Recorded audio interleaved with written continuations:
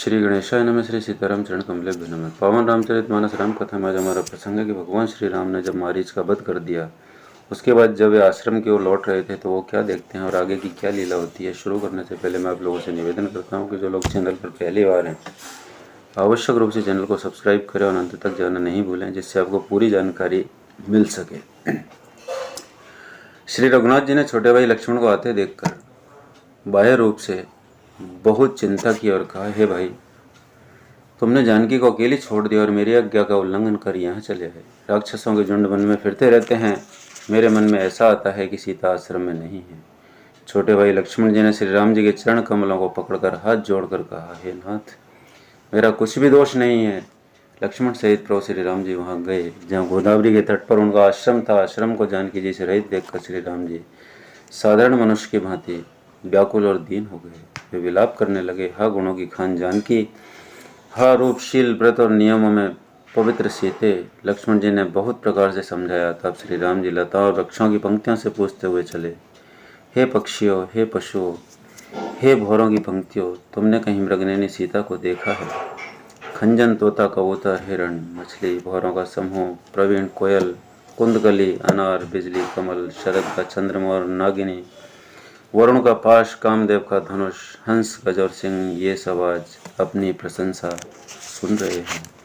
Bell, सुवर्ण और केला हर्षित हो रहे हैं। इनके मन में जरा भी शंका और संकोच नहीं है। हे जानकी, सुनो, तुम्हारे बिना ये सब आज ऐसे हर्षित हैं मानो राज पा गए हों। अर्थात तुम्हारे अंगों के सामने ये सब तुच्छ, अपमानित और लज्जित थे। आज तुम्हें ये न देखकर अपनी शोभा के अभिमान में फूल रहे हैं। तुमसे यह स्पर्धा कैसे सही जाती है प्रिय? तुम शीघ्र ही प्रकट क्यों नहीं होती? इस प्रकार अनंत ब्रह्मांड में अथवा महा महिमामयी स्वरूप शक्ति श्री सीता जी के स्वामी श्री राम जी सीता जी को खोजते हुए इस प्रकार विलाप करते हैं मानो कोई महावीर और अत्यंत कामी पुरुष हो। पूर्ण काम आनंद की राशि अजन्मा और अविनाशी श्री राम जी मनुष्यों के से चरित्र कर रहे हैं। आगे उन्होंने गृधपति जटायु को पड़ा देखा। वह श्री राम जी के चरणों का स्मरण कर रहा था, जिनमें ध्वजा, कुलिश आदि की रेखाएं हैं। कृपा सागर श्री रघुवीर ने अपने कर कमल से उसके सिर का स्पर्श किया, उसके सिर पर कर कमल फेर दिया। शोभाधाम श्री राम जी का मुख देखकर उसकी सब पीड़ा जाती रही। तब धीरज धरकर गीत ने वचन कहा, हे जन्म मृत्यु के भय का नाश करने वाले श्री राम जी, सुनिए। हे नाथ, रावण ने मेरी यह दशा की है, उसी दुष्ट ने जानकी जी को हर लिया है। ये गुसाई में उन्हें लेकर दक्षिण दिशा को गया है। सीता जी कुर्री की तरह अत्यंत विलाप कर रही थी। हे प्रभु, मैंने आपके दर्शनों के लिए ही प्राण रोक रखे थे। हे कृपा निधान, अब ये चलना ही चाहते हैं। श्री राम जी ने कहा, हे तात, शरीर को बनाए रखिए। तो उसने मुस्कुराते हुए मुंह से यह बात कही, मरते समय जिनका नाम मुख से आ जाने से अधम भी मुक्त हो जाता है, ऐसा वेद गाते हैं, वही आप मेरे नेत्रों के विषय होकर सामने खड़े हैं। हे नाथ, अब मैं किस कमी की पूर्ति के लिए देह को रखूं? नेत्रों में जल भरकर श्री रघुनाथ जी कहने लगे, हे तात, आपने अपने श्रेष्ठ कर्मों से गति पाई है। जिनके मन में दूसरे का हित बसता है, समाया रहता है, उनके लिए जगत में कुछ भी, कोई भी गति दुर्लभ नहीं है। हे तात, शरीर छोड़कर आप मेरे परम धाम में जाइए। मैं आपको क्या दूं? आप तो पूर्ण काम है, सब कुछ पा चुके हैं। हे तात, सीता हरण की बात आप जाकर पिताजी से न कहिएगा। यदि मैं राम हूँ तो दशमुख रावण कुटुंब सहित वहाँ आकर स्वयं ही कहेगा। जटायु ने गीत की देह त्याग कर हरि का रूप धारण किया और बहुत से अनुपम आभूषण और पीताम्बर पहन लिए।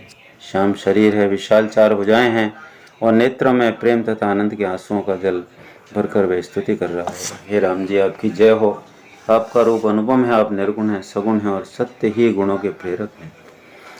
10 सिर वाले रावण की प्रचंड भुजाओं को खंड खंड करने के लिए प्रचंड बाण धारण करने वाले, पृथ्वी को सुशोभित करने वाले, जलयुक्त मेघ के समान श्याम शरीर वाले, कमल के समान मुख और कमल के समान विशाल नेत्रों वाले, विशाल भुजाओं वाले और भव भय से छुड़ाने वाले कृपालु श्री राम जी को मैं नित्य नमस्कार करता हूँ।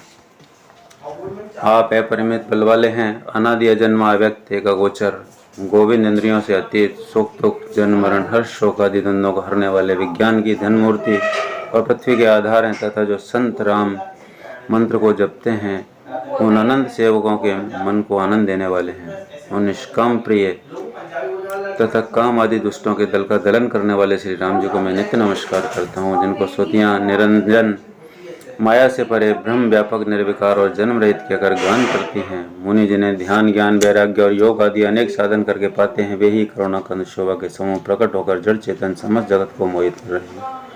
मेरे हृदय कमल के भ्रमर रूप उनके अंग अंग में बहुत से कामदेवों की छवि शोभा पा रही है, जो अगम और सुगम है, निर्मल स्वभाव है, विषम और सम है, सदा शीतल हैं, मन और इंद्रियों को सदा वश में करते हुए योगी बहुत साधन करने पर जिन्हें देख पाते हैं, वे तीनों लोगों के स्वामी रामा निवास श्री राम जी निरंतर अपने दासों के वश में रहते हैं।